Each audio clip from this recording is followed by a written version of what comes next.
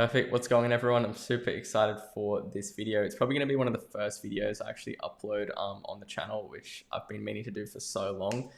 But yeah, I'm excited to start putting out content consistently and really growing this channel. So obviously the title of this video is I spoke to a mindset coach for 6 months and this is what I learned. So we're going to be kind of talking broadly about the topic of mindset through the lens of kind of like personal development, improving in business and things like that. This is a very, very valuable video in my humble opinion. But really it's kind of the most impactful and to me the most valuable takeaways from some one-on-one kind of coaching and mindset mentorship that I've done over the past 6 months, but also kind of applied all of the learning books I've read and just my entire kind of personal development journey over the past 3 to 4 years getting into the entrepreneurship and online business space. And I definitely think there's going to be a lot of valuable takeaways because this is kind of like I said, my kind of most valuable takeaways from everything that I've done, and specifically that coaching that I've done in the past 6 months. So I put together a little bit of a presentation just to run through this. I might even do a part 2 of this training because I want to dive deep on a few topics. But let's get straight to it. Also, if you don't know who I am, my name is Liam Casey. I run a marketing agency called Reliable Leads. I also help new and growing marketing agency owners scale and grow their revenue. I've been doing that for about 4 years now. But let's dive right in. Perfect. Let's get into it. So mindset is one of those topics that can go in a lot of different directions, but I've done my best to kind of structure this in a very kind of streamlined and logical way of how to kind of crystallize and approach everything that I have kind of learned and implemented to date in terms of the whole mindset world. And so we'll start there. So essentially what this training and this video obviously isn't going to do is give you some kind of grand clarity on the meaning of life whatsoever. But it is going to give you a lot more clarity and a bit of a compass or sense of direction and have some very solid frameworks and lenses to kind of filter your thinking through, which definitely are going to be very beneficial. So I just wanted to initially touch on, I'll just make myself a little bit bigger here. I just wanted to initially touch on why I did this in the first place, why I felt the need to seek or see some kind of, mindset, or I guess you could consider it in the category of like life coaching, but not really, more kind of just generalized mindset coaching. And for me, I kind of just got to a place in my business, if you're like me or just in the kind of make money online or entrepreneurship space, obviously, we get into business in the first place because we have some kind of deficit in our identity with our potential. We know that we have potential to achieve more, to get more out of life. We have a ideal for achieving a certain level of financial abundance and freedom, and we have some kind of like association to that for our ego and our and what we think we need to achieve to be content with our situation. And for me, I achieved a level of financial freedom in my business relatively early on from starting to execute in the business model that I was working in, which is my digital marketing agency. And I quickly realized that I needed to make a lot less than I thought I did to satisfy the vast majority of the things that I'd put on a pedestal in terms of time and location freedom and financial freedom. So once I kind of hit that certain milestone, it forced me to kind of reevaluate what was important to me and why I was doing what I was doing in the first place. Because once you prove to yourself that you can make a significant amount of money doing something, then it kind of opens up a new box of kind of self-confidence and self-belief to know that if I can do this in this situation, this business model, I can probably do this in a lot of other things. And so having that confidence and genuine belief that that you will be able to create financial abundance and freedom in whatever you apply your time to, means that because you have that freedom, it forces you to think about, well, what do I actually find important? What actually fulfills me? If I can create financial abundance and freedom, then what should I be spending my time on that kind of aligns with what I actually care about and what's going to make me happy? And that's usually, the biggest challenge for most people is finding what they actually truly enjoy spending their time on and what actually fulfills them. Also, as well, the next thing that motivated me to work with a mindset coach was one of my that slide was meant to be what I was just talking about.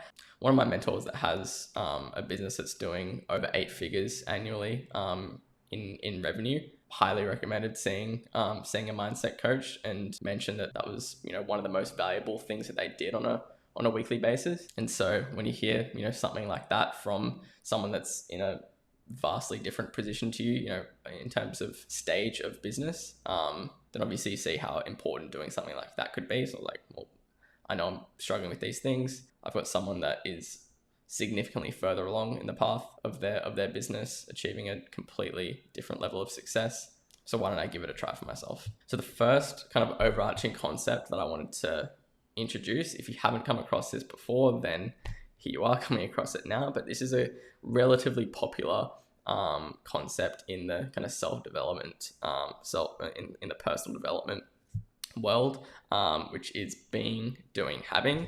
And so I'll essentially just break this down. So what this is alluding to or describing is how the vast majority of us, obviously we have things that we aspire to attain, whether it's physical, materialistic things, whether it's, living in our dream house, whether it's driving your dream car, whether it's achieving a certain level of financial freedom in terms of money in the bank or, income annually, or whether it's, having a better relationship with your partner or a family member, or if it's having a certain level of time or location freedom in our lives, or having any kind of desired outcome in our life.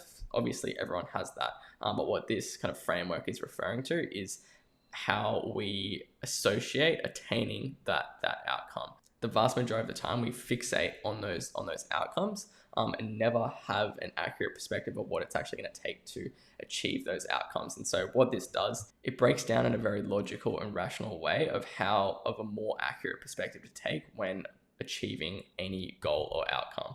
And so an example of this, so instead of saying I want to have these things, then it shifts your belief from, okay, what is the person that I need to be? So essentially having is about having the things that you want to have. What do you want to have in your life? And then it's about doing. So doing is what are the things that you need to do to have the things that you want to have?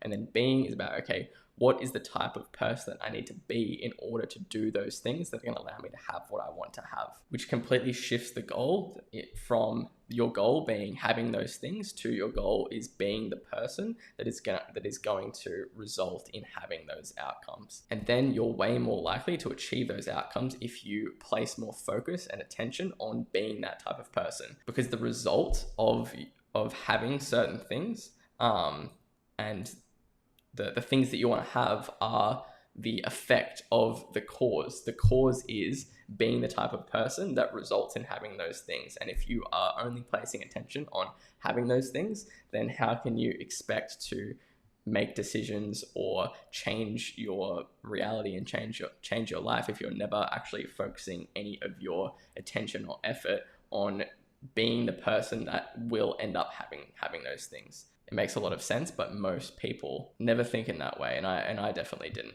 And so to make this super practical, what you can do, and I would recommend going through and doing this exercise, is number 1, list your 5 big ultimate things that you want to have in your life, and kind of split them up between kind of the main categories in terms of, personal goals, in terms of monetary achievements, in terms of your kind of ideal lifestyle, in terms of, location, anything. Just what are your kind of 5 right now in your current situation, based on your current desired outcomes? What are your primary life goals at the moment? What would you like to have in, say, like a 5 to 10 year time horizon? Then list for each of those 5 things, what are the 5 most important things that must be done to have those things? So say for example, I'll run through an example on the next slide, but say for example, you want to, so it was like a fitness related goal, like I want to weigh a certain amount, or I want to have like a certain physique. Then you know that, okay, to achieve that outcome, I need to go to the gym X number of days a week. I need to work with a personal trainer. I need to get a meal plan in order and stick to it. So you know that, okay, if I do these things, I'm going to have that thing.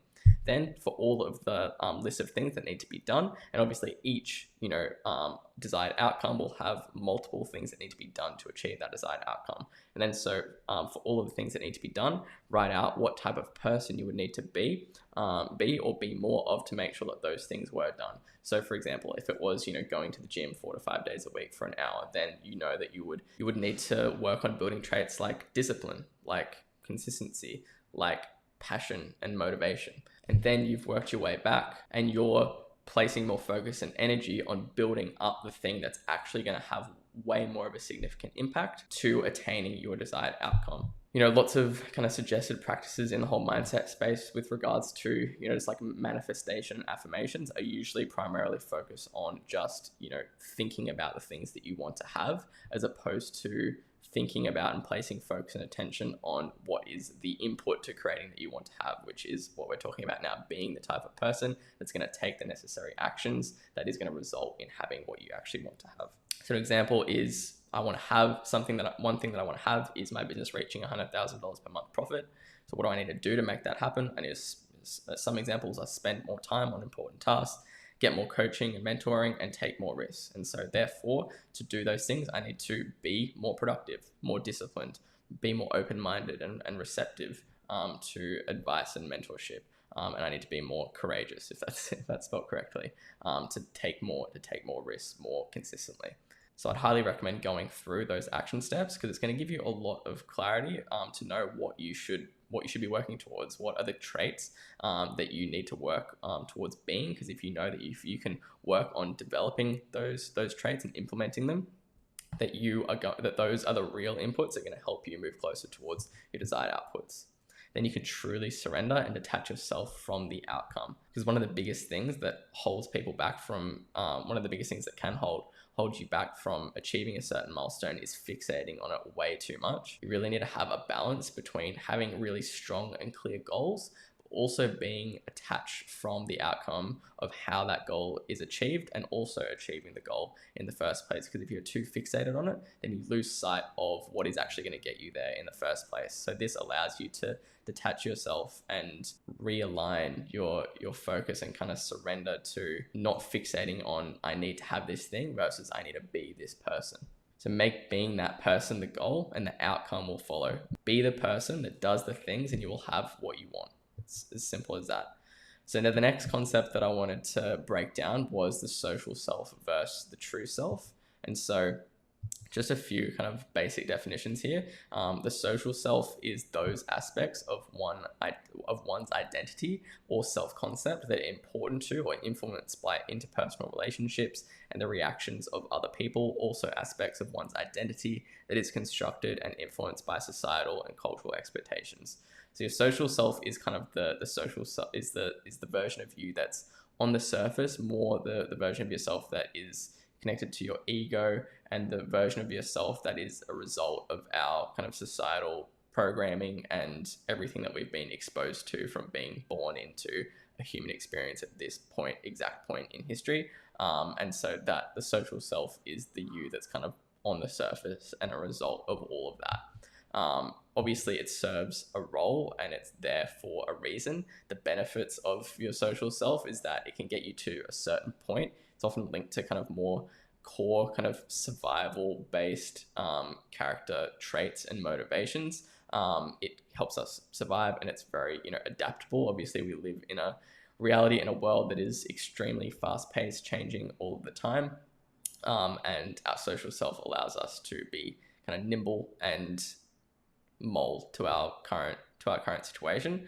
But one of the biggest downfalls is that it creates dirty goals. So a dirty goal is a goal that's kind of based on purely pleasing your social self. For example, if you had a goal if one of your kind of primary motivations for achieving a certain revenue milestone in your business is to buy a certain car, and buying that certain car is really fulfilling your ego to please your perception of achievement to family or people around you, then that type of goal and the motivation behind that goal, and really asking yourself, well, why do I really want that goal, is only going to take you so far, because your level of motivation has a cap based on the type of goal and the motivation for that goal. Next is, if we only serve it, we're not truly fulfilled. So if we only ever served the motivations of our social self, then we would constantly have some level of emptiness, because we're not making decisions, and we're not spending our time on things that truly fulfill that truly fulfill us. And the last downfall is that your social self is based on a very fragile concept of reality.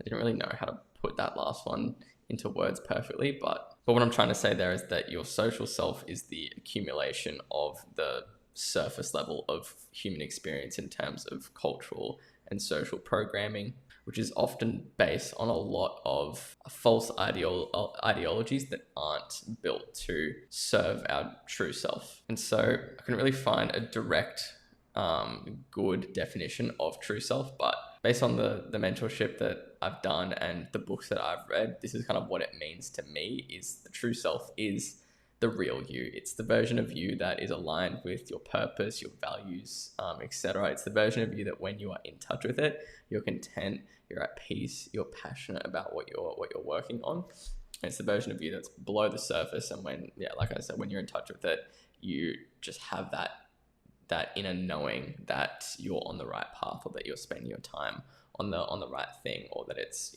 what your true intentions are. It's kind of like your gut feeling, and what you truly what is truly the right thing to do, or what you truly enjoy doing. And so this kind of connects to finding the main reason that anyone has some kind of lack of contentment or lack of clarity around direction of what they really want to be spending their time on, what their goals are, what your desired outcome in your life is kind of finding that North Star, finding that deep why of what am I here to do, what is kind of my mission, what is my kind of core purpose that I want to work towards. And that's a really hard thing to find, and I still don't have 100% clarity around what that is, but using these ideas and frameworks definitely help give you more clarity to get closer towards that.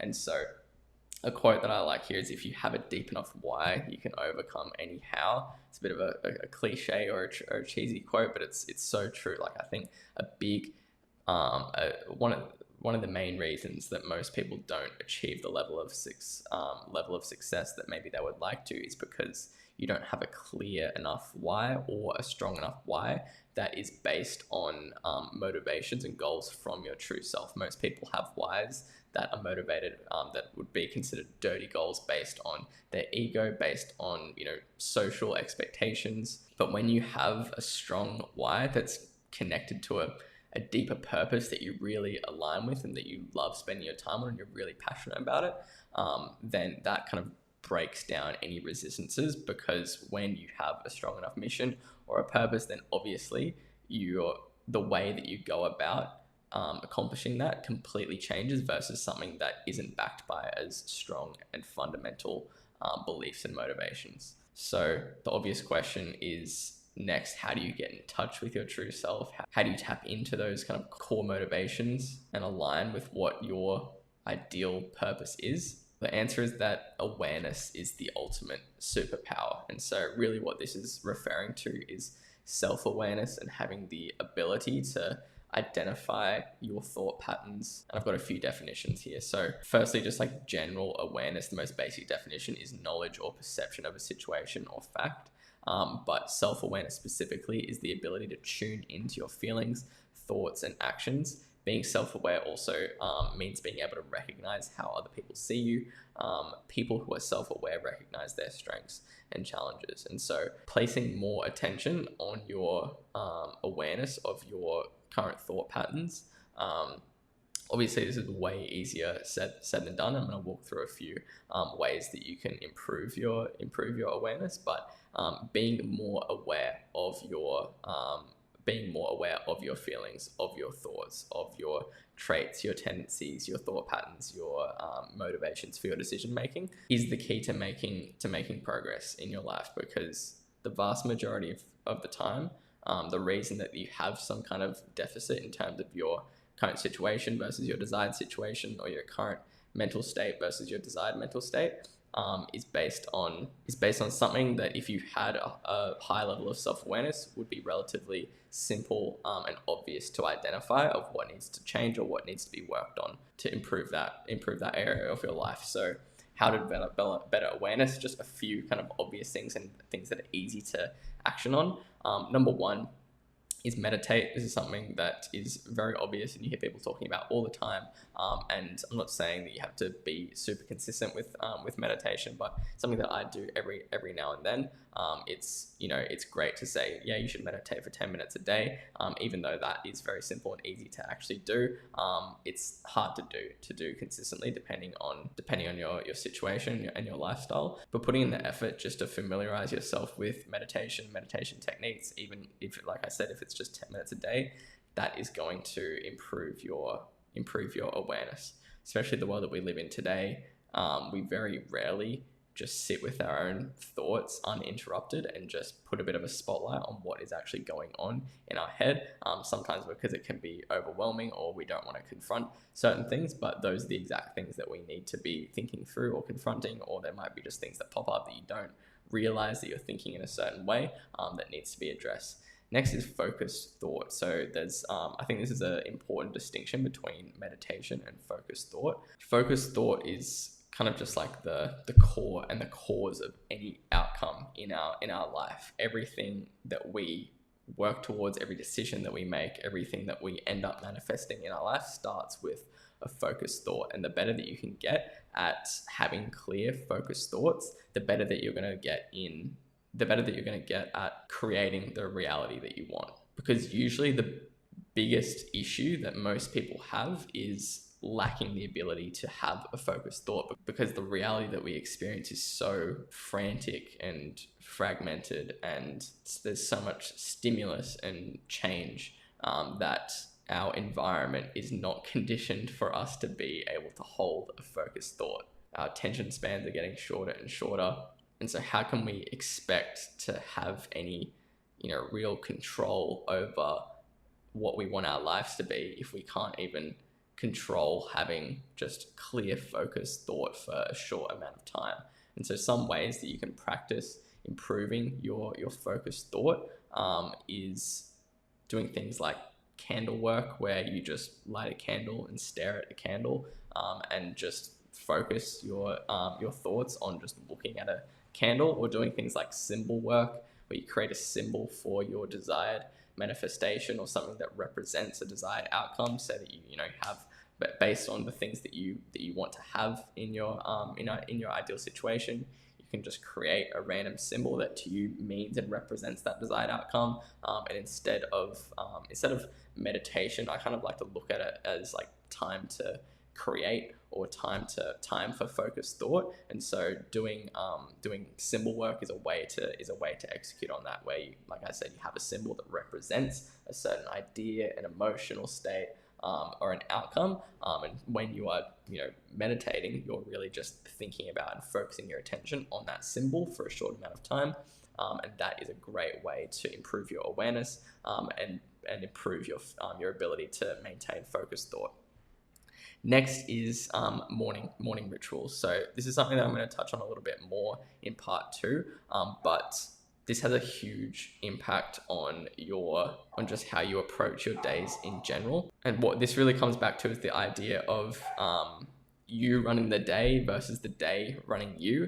The vast majority of the time, this is one of the things that I was and still am a victim to, and it's hard to break. But something that's really hard to maintain is resisting being reactive to our situation and our stimulus. If we're going throughout our day just reacting to what's coming at us, then we're obviously not in control. And so what this kind of starts with is going on your phone first thing in the morning. Obviously, if the first thing that you're doing at the start of the day is going on your phone, where you're automatically wiring your brain to react to stimulus instead of create. That's the distinction. You're reacting versus creating.